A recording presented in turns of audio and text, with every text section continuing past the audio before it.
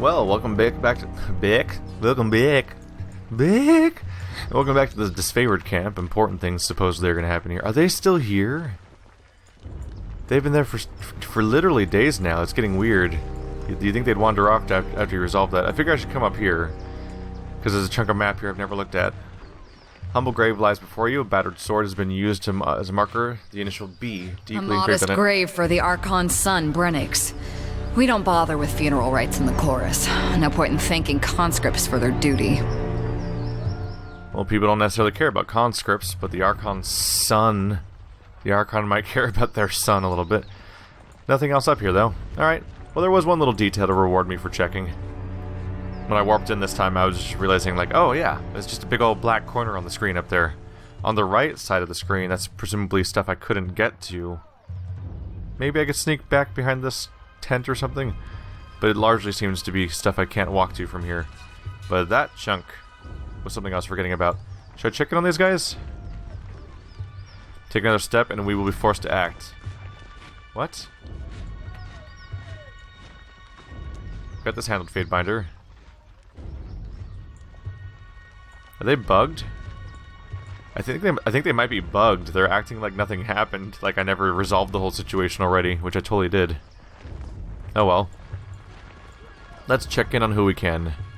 Pentabor. What might I do for you? See something you like? You know... Wow, that's a lot of stuff I can't do. You know that if the disfavored suffer a merchant at their camp, it must be a man worth selling only the finest provisions and armaments. Yeah, this is just the local store. Did anything... It was just yeah, it was just bronze stuff. Ooh. Let's grab that. I don't have that, do I? Are those the... Frostfire, accent, strength, reaching grasp, impact. So I don't have the frost core.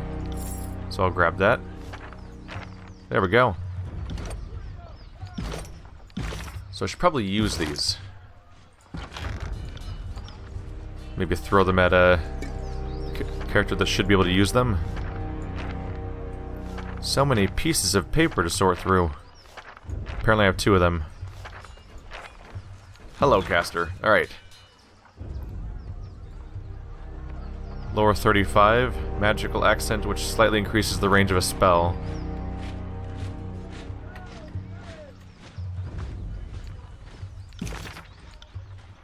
So I need to learn them, right?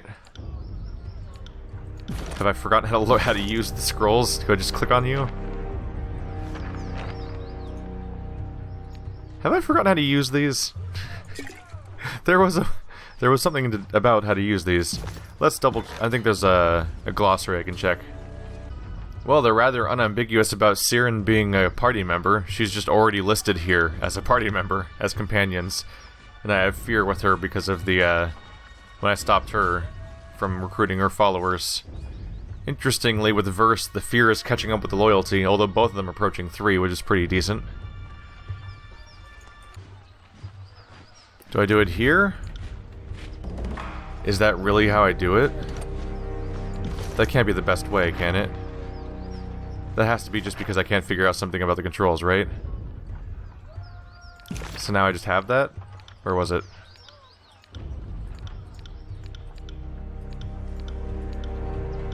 So what I just learned was... Right, it was the Sigil of Strength, which provides an increase to spell strength, increasing the potency of most existing effects.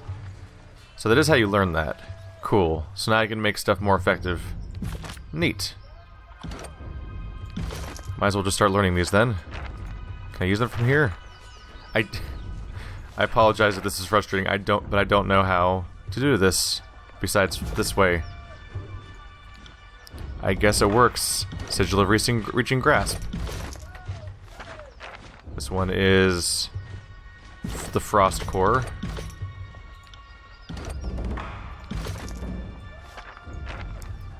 This one is Distant Impact.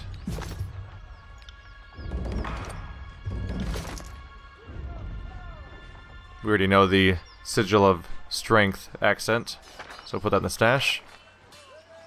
Frostfire accent.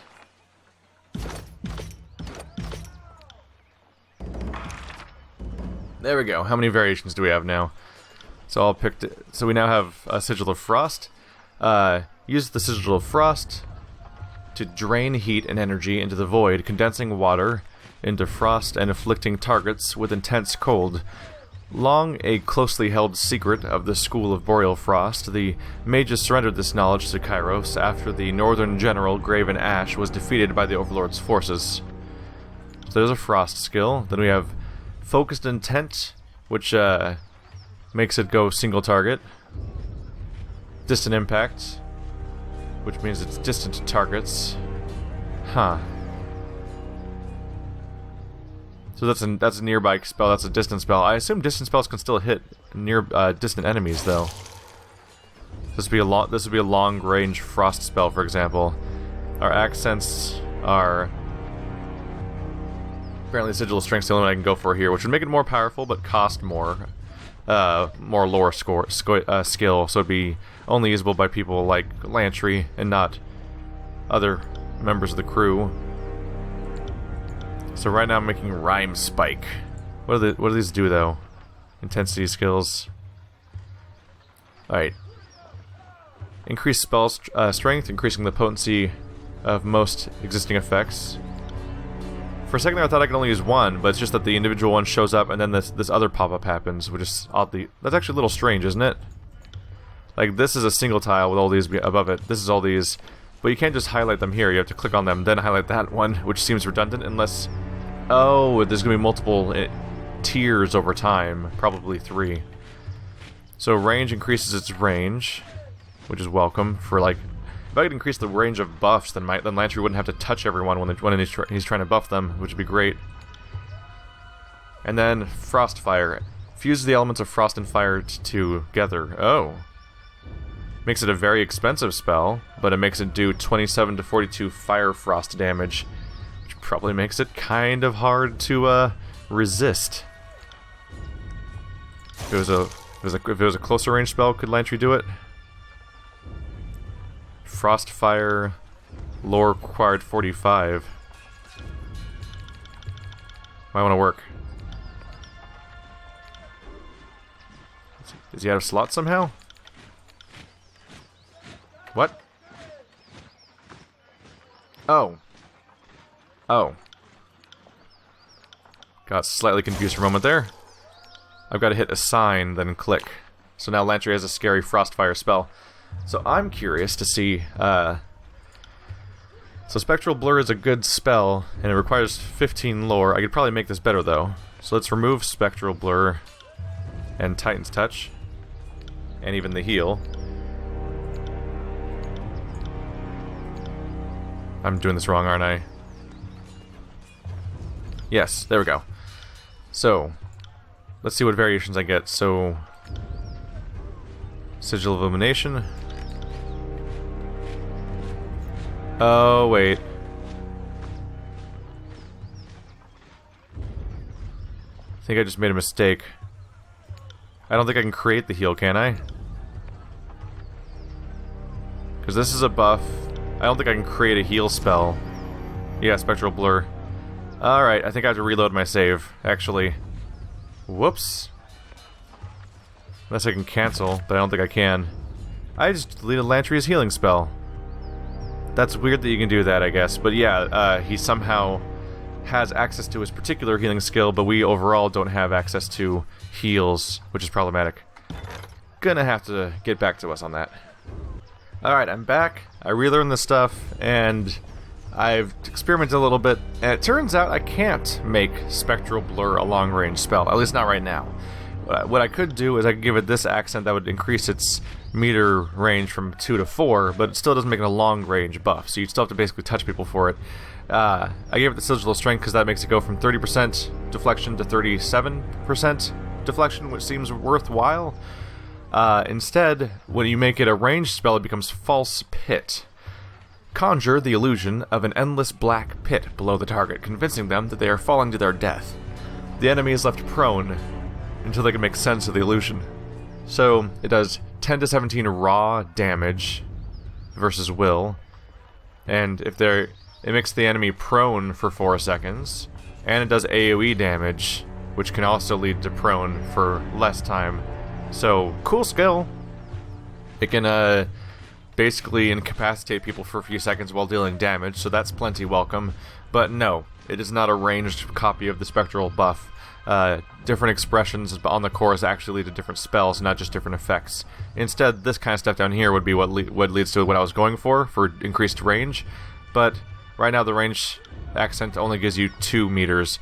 It might double it, or it might increase its range by 2. I'm not sure exactly. I'm not sure, but there will be more in the future, and that might get closer to what I was hoping for. We'll have to see. So we have some variation here. There's a few skills where one of us has a better version. Yeah, like he's got False Pit with a increased. The Sigil of Strength gives it better stats. I have the same spell on my main character, but the Sigil of Strength is not present because he has a lower skill. He also can't equip the increased range because that increases his score by 10, which would take it from 30 to 39 30 to 40, for example, and he's at 39. I'm avoiding spellcasting on these characters to keep them focused on their other abilities, but yeah, we've definitely progressed a bit here. It'll be interesting to see Frozen Grasp in the field, which oh, I can make it ranged. What does that do?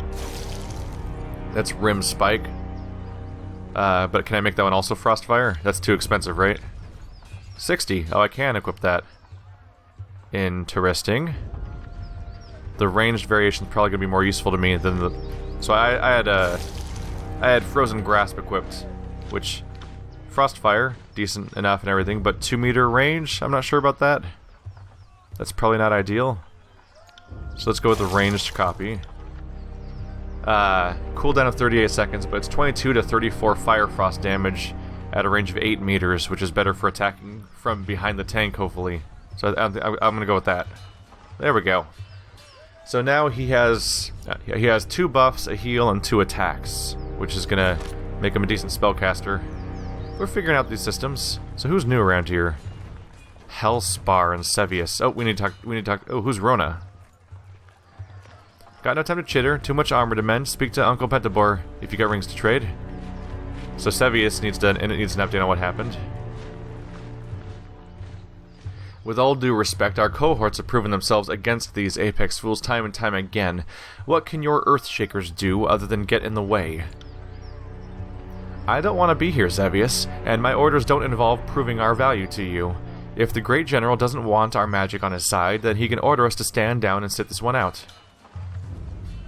I don't question what our mages bring to the table, Hellspar, but I have my reservations about your leaders. Why couldn't Radix show up to the siege himself? If he has more pressing issues with the state of the conquest, I should like to hear about it from his mouth. So War Mage and Guild of Penance would have had things to say, but I don't.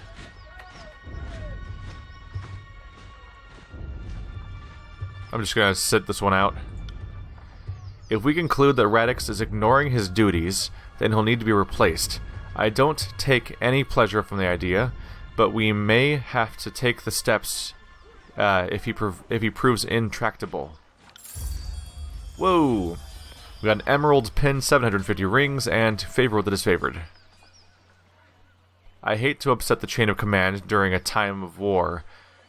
Perhaps Radix's brother can convince him to remember his duty. Fatebinder, I thank you for the part you played. You didn't have to risk yourself, but you did so all the same. Are people just wandering off now? Quest completed! Ta-da! Alright. What was the Emerald Pin? Regenerating. 1% health every 6 seconds. Huh. Not terrible. Best applied to somebody with a high amount of health, in my opinion, because then they're getting a overall larger amount of health regeneration per second. Not a bad idea for the tank. Everyone has oftentimes equal amounts of health.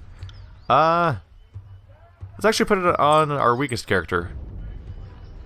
Increase the chance of him surviving, hopefully. Make him more capable of recovering if he, for example, runs away a bit and stuff like that. And that'll hopefully help because he's the character that can revive other party members, so I'd like to keep him going. That seems like the ideal move. If nothing else, it's at least equipped on somebody and it's helping someone, so it's happy enough for that. So I think when I get 750 rings, that means I get 7 bronze and 50 copper. Yeah. I think I want to say that's how this is working. I think you can basically treat these as 5 digits in a row. It is interesting that the game delineates them into these different tiers, but then whenever somebody gives you currency, they count it as one 3-digit number instead. So is there anything else to check in on? Hellspar? Any follow-up? I can't even talk to him. Welcome back, Fatebinder. Sebius leans back and crosses his arms. Nope, he doesn't need anything. No follow-up there. Let's go check in on our skill trainers before we continue. This could be my chance to upgrade my main character, for example. Welcome back, Fatebinder. Lucy was just mentioning that only because you asked that you've been a real asset to this favorite ever since you've arrived. Not that anyone expected different. He beams at you with pride. What can we do for you? Let's do Lucia first.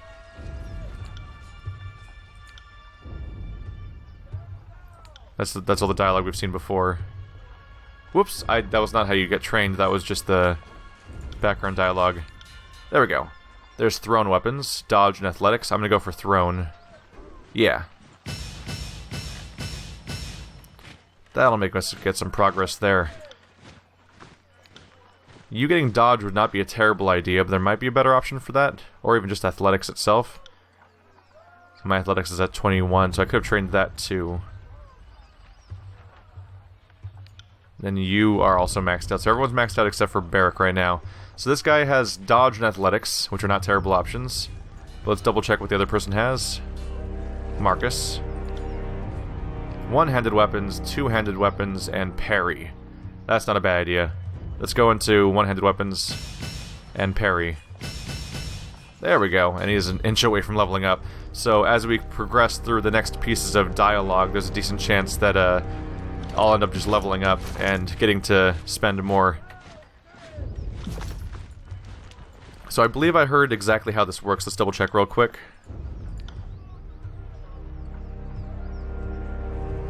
It's approximately true.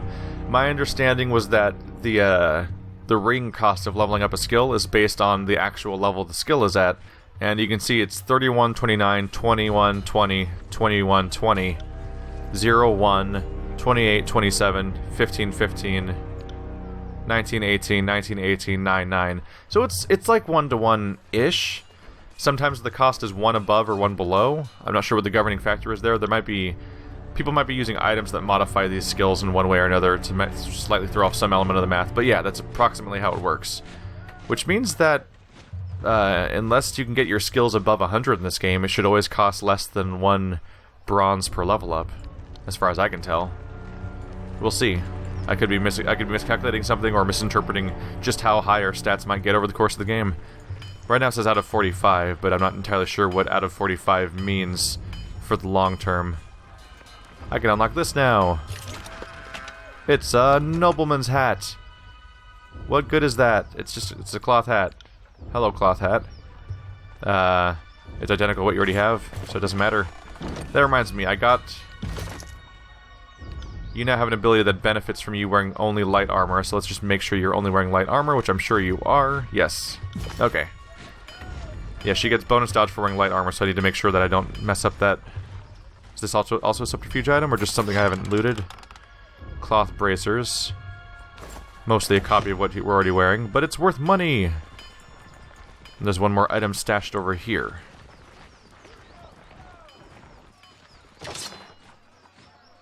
Warren's short bow.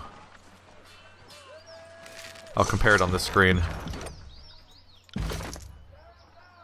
So I need to switch item sets. More accuracy. Oh, it's the identical equivalent of the other bow that we were comparing to previously. That's fine. One last stop before we go into the tent with the Archons and potentially irrevocably progress the story.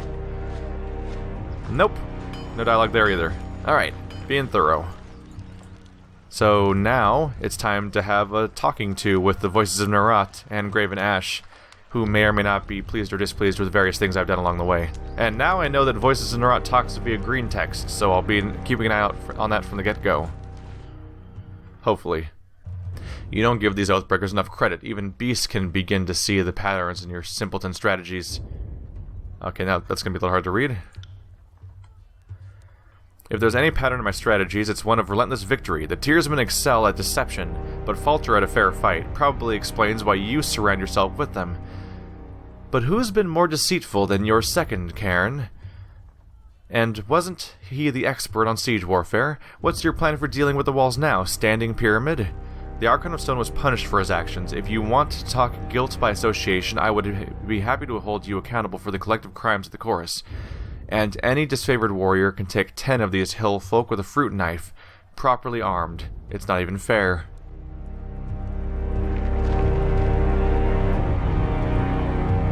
How can we trust your rabble not to turn at this last moment?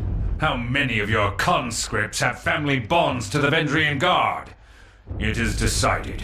The disfavored will take the vanguard of the assault. It is the only way to assure success before the edict comes to pass. Graven Ash's roar pulses your eardrums, his face reddening as he yells.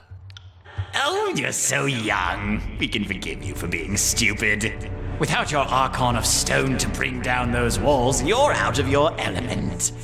Only the Chorus has the numbers required to swarm the walls from all sides. We will lead the vanguard of this battle. The best the Chorus could accomplish would be leaving a ramp-shaped pile of corpses propped up against the walls for my warriors to use. Their fortifications are not a concern. Even understaffed, my Earthshakers could breach the masonry in short order. Another brilliant idea. Cairn's cult is, we're sure, every bit as trustworthy and sane as the late Archon of Stone himself. You did notice the spire at the center of the citadel? Hard to miss it, being only the tallest thing on the horizon and such. Certainly your Earth mages won't do anything stupid like, say, breaking the spire's foundation? What could possibly go wrong? The voices of Nerat lazily twirls his scepter. You hear the voices in your head. We love saying that name Cairn just to watch him squirm. Graven Ash has so much hair back before he met us. I trust them more than I trust your circus of rapists, sellswords, and turncoat tearsmen. Archon Ash turns his head and, upon seeing you in the tent, relaxes his posture. Tunon's Fatebinder has arrived. The war tent falls silent and all eyes upon you, expectantly. Well, I can say our operations were successful. Why aren't you two marching? Or my mission in the Echo Hall. Oh, so I can say why aren't you both working? Or I can place blame and that person didn't help. I can say with little help from the disfavored, or despite the constant ineptitude of the Chorus. Our operations in Echo Call Crossing and Tripnettle Wilderness were successful. Why aren't you two marching towards Ascension Hall? Nothing would please us more than to be done with this wretched valley. Perhaps if we had more support from the disfavored, and from the court. Yes, what did become of that? We should know already, yet we do not. If we are not mistaken, the Fatebinder played a pivotal role in this operation. Fifth Eye, shed light on this baffling question. Well, crap, a double click happened. Let's go back here. So Graven Ash said, now that we're all assembled, I want reports. The Scarlet Chorus was going to resolve the Oathbreaker presence in the Outer Valley. What became of that? Oh, yeah. The Fatebinder did indeed assist the Chorus, in a fashion. The Oathbreakers were cut down, but the Fatebinder's wrath spared none, and Captain Pelo Florian was not taken alive, much to our disappointment. The Fatebinder seems to have applied disfavored justice to Florian. Such a waste. Not necessarily what I went for, it's more that he attacked. It's not really... I don't think the dialogue options I chose were specifically about me wanting that outcome. It's just kind of what happened. And look what showing them mercy has done for us. My scouts report seeing Chorus thugs fleeing your camp, defecting back to the enemy. They are abusing your mercy, and you either don't notice or don't care. The former is negligence, the latter is treachery.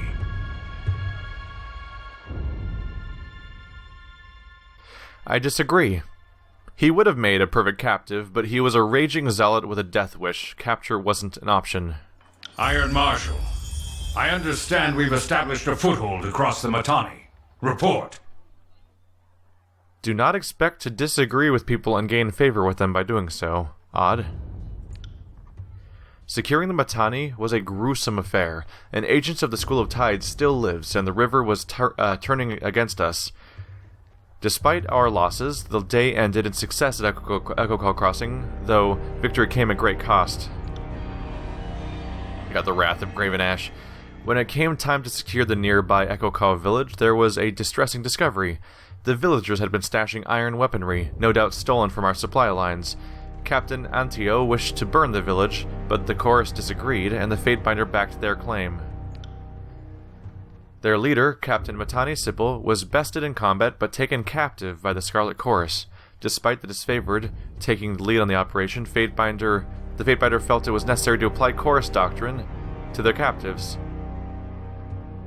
Interesting how I've essentially ended up doing the disfavored's method on the Scarlet Chorus mission, and the Scarlet Chorus mission, the Scarlet Chorus method on the disfavored mission.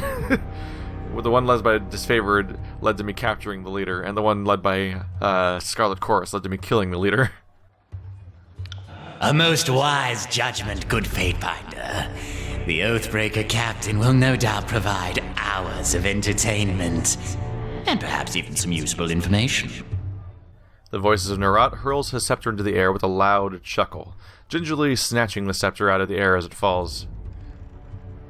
She has been a most delectable treat, that one. So obstinate, so inarticulate in her flailing defiance. Some things are best savored in slow, tantalizing doses. We must thank you, once again, for delivering her onto us.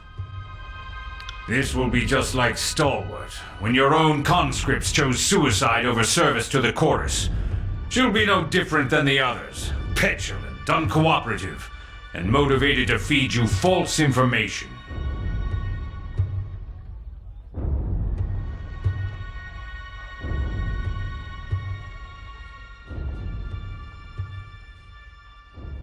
Odd you think the Tearsman so pathetic and harmless that you seem yet you seem pathologically afraid of what they might teach the chorus. Calling me a coward in not so many words? You and Nerat are cut from the same cloth. Enough! If these are my allies, why bother with the enemy? Even the low-born Oathbreakers have the honor and decency to...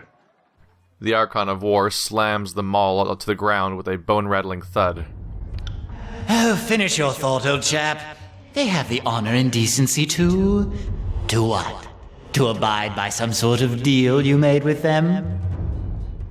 Can you not hear the treachery in his words?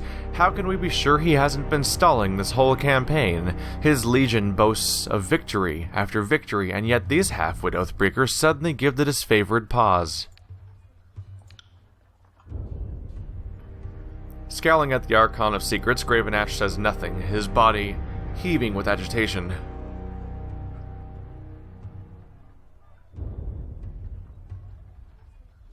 A truce with the Oathbreakers, is this true?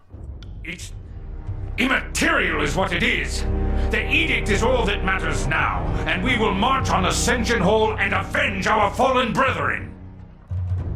Well, that's a surprise, huh? There's a faction that takes prisoners and a faction that just kills everyone, and the faction that just kills everyone supposedly was making a truce with the locals. I wonder if they were planning on turning on the Scarlet Chorus then and going to war with them instead.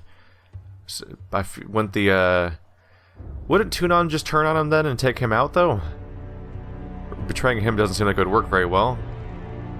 If you two are unwilling to work together, as Fatebinder of Tunon, I will order you to do so. With whom do you stand? The voices of Nerat's mask tilt sideways as he lurches forward, wagging his scepter at you. Now is not the time for compromise. One of us will have the honor of completing this glorious quest. We know you will choose wisely. The tent grows quiet as the gathering looks at you in anticipation. I can pick one to lead or say together or not, or I can say together or not at all. What is the basis of this decision? Alright, so I've been thinking about this for a little bit, and I think I'm going to go with the Scarlet Chorus. The disfavored appear to have been working against us. They appear to have actually been colluding with the enemy to some extent. They appear to be planning on using Earthshakers that may destroy the building where the Citadel we're trying to capture in the first place. And they're wildly outnumbered and losing people constantly, and they don't have that many people in the first place because they don't ever recruit.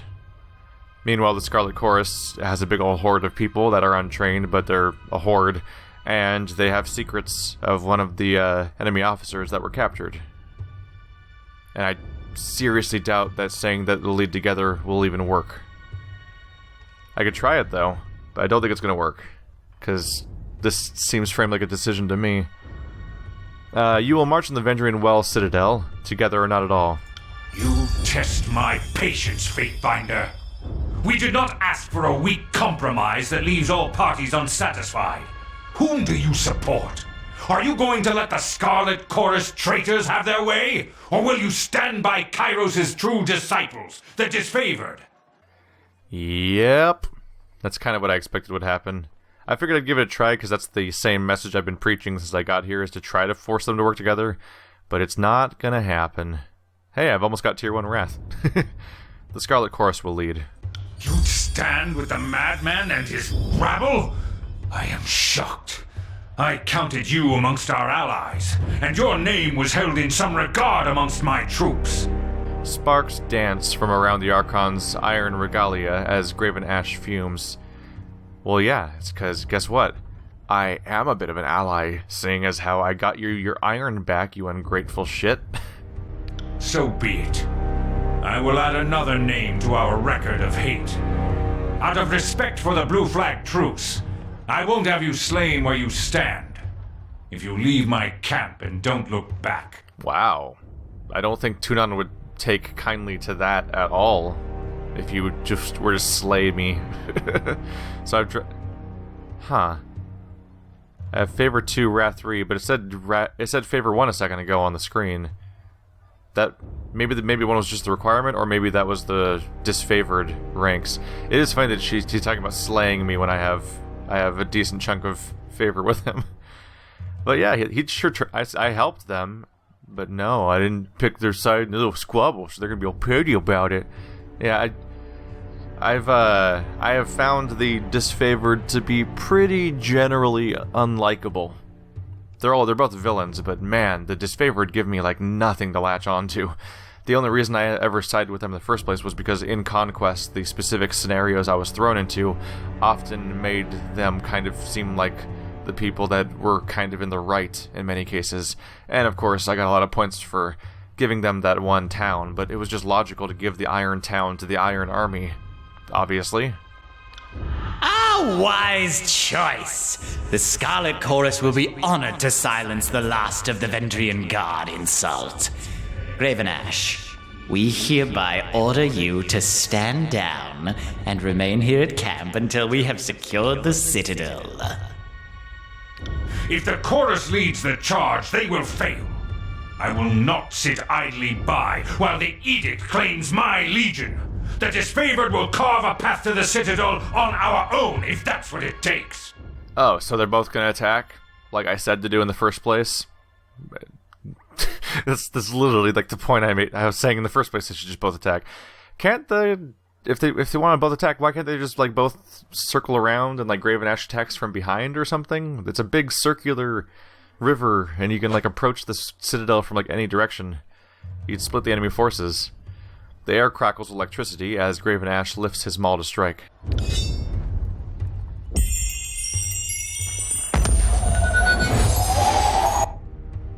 Well, that's not what the point of talking is. What happened to the blue flag? We're supposed to have a blue flag and they are dishonoring that. Fat Thor's a dick. Fatebinder. Your vision comes into focus, as does the feeling of a hand on your shoulder. Are you with me, Fatebinder? You don't look hurt, but say something. Something. Ah, good. Same old Fatebinder. Was worried there for a second that you'd been seriously hurt. Your guardian here came to your rescue. Crimson Spear taps Barrack on the shoulder with a hearty smile. Barrack turns to greet the gesture with a cold stare. I wasn't trying to save you. I was trying to save her. Really? You're trying to save Verse? And what happened, you bleeding hard iron shit tower? Verse crosses her arms and glares. I picked her up and she stabbed me. Put a dent in my side that I won't forget. So I put her down and dragged you out here to recuperate. Why'd you stab him, Verse? Because nobody picks me up unless I fucking tell them to, and I didn't say a word to Barrack on the matter. He had it coming. What is it with you two? This is no time to narrate our life stories. If the edict comes crashing down on our heads, none of it will matter anyway. Well, we have almost a week still. On that note, better to leave now while we're well parted. You've made your allegiances clear. I hope you serve a good long term with the Scarlet Chorus, and that we never meet on the wrong side of the battlefield. There's a lot of options here. I can say I need to make a decision, and I sided with the army that has the numbers. You were too quick to label me as an enemy. This isn't about choosing sides, this is about resolving the edict. Stay with me as my deputy, at least as long, and I will release you from your service. Or use the conquest choice. We both know you turned your weapon against the chorus and stalwart. I could tell Tunon you were the first blood that you were the first blood of this war. He would not be amused. Or I can salute and say Graven Ash protects, at which point he'd probably leave.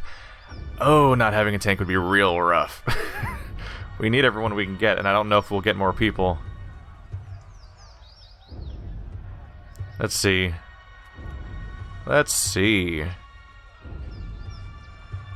This isn't about choosing sides, this is about resolving the edict. Stay with me as my deputy at least as long, and I will release you from your service.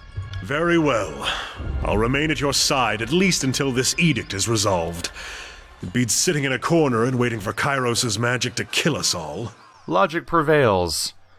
Their leaders may be inconsolable, but their lackeys that joined my particular party at least could be talked to. Don't take it too personally. That's as tall a compliment as he's ever expressed. She turns to Barrack, wearing a mixed expression. As for you, you old sack of wine, this is war. Try to enjoy yourself.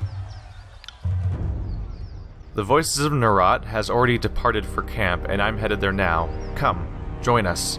We would be honored to have you join us for the assault. He lets out a wicked chuckle as he turns to depart. I mean, not like there's anything left for you here. And just like that, they're not interested in dealing with us anymore, huh? Wow. Well. Yeah.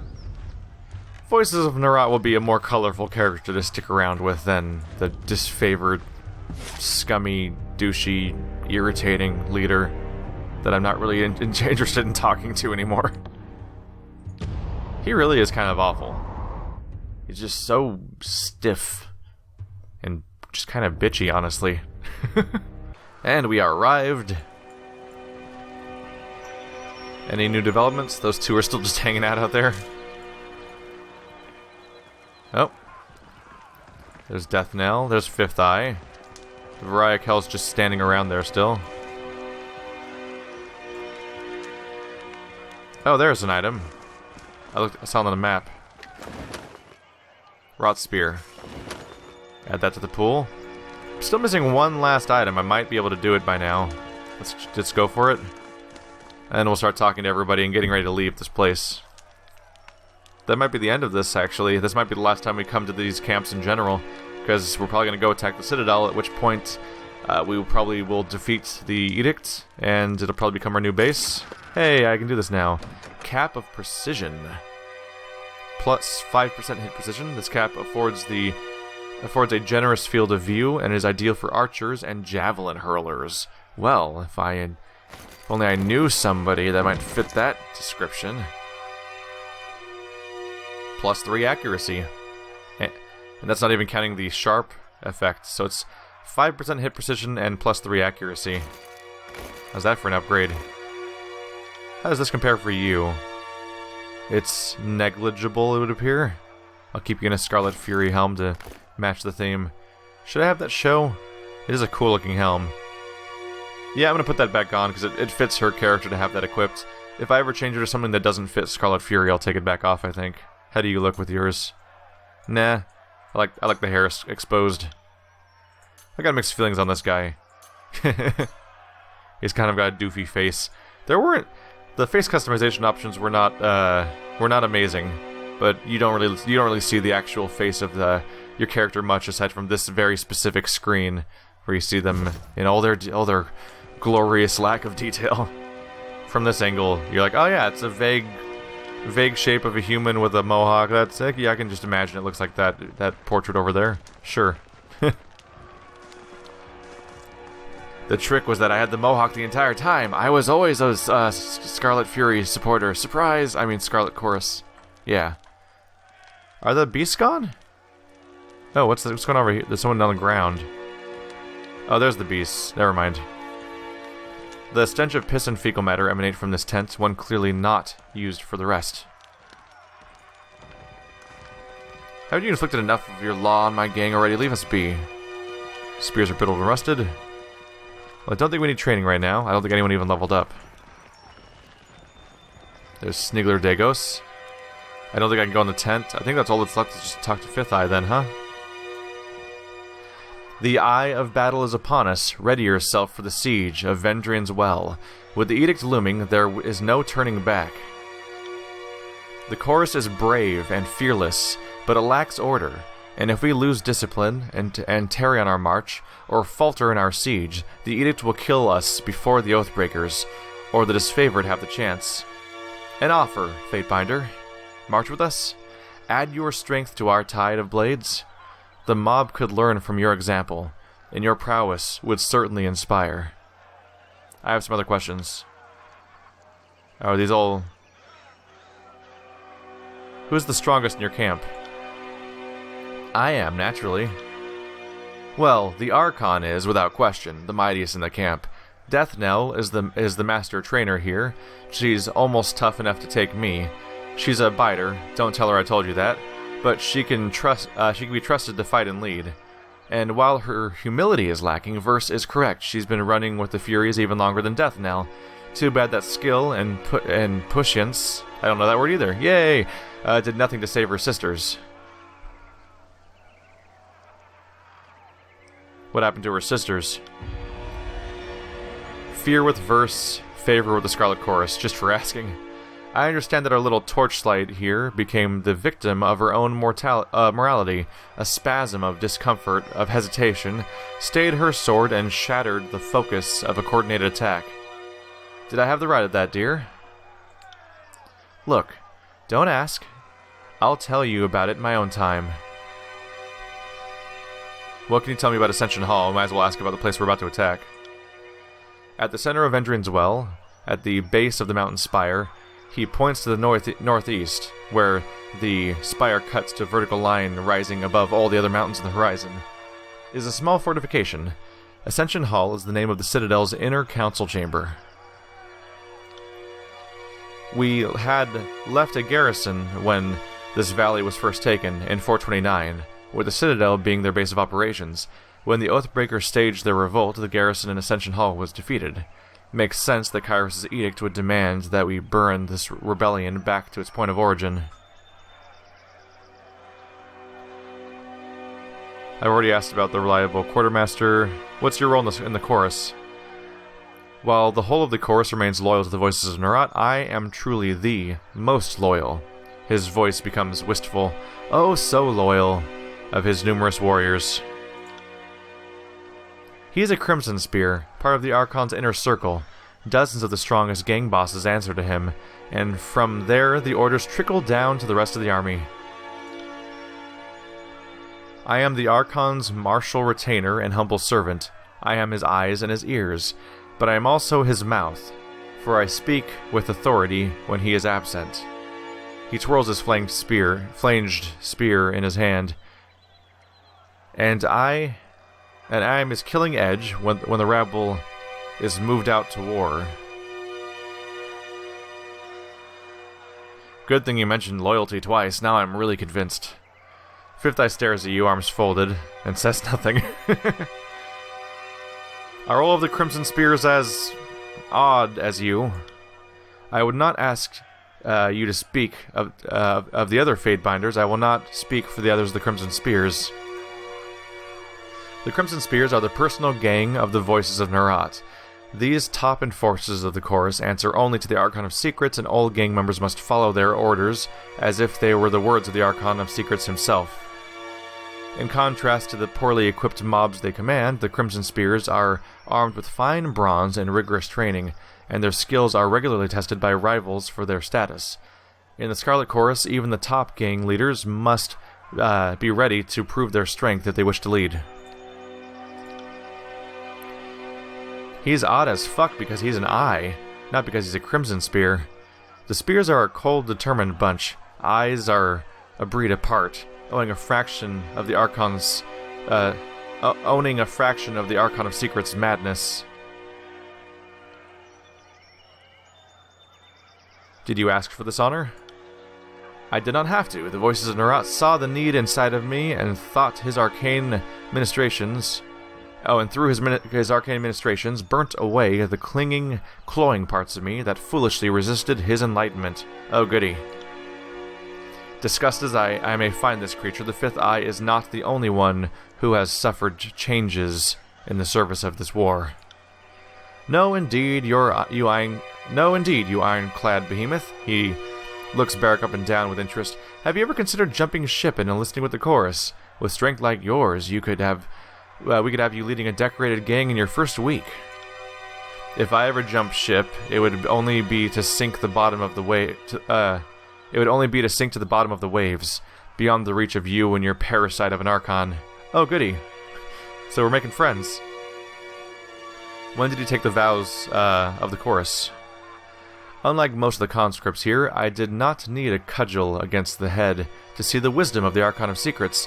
I proudly joined the chorus in its nascent days, left my home in Bastard City to join the incoming chorus, and the rest is glory and history.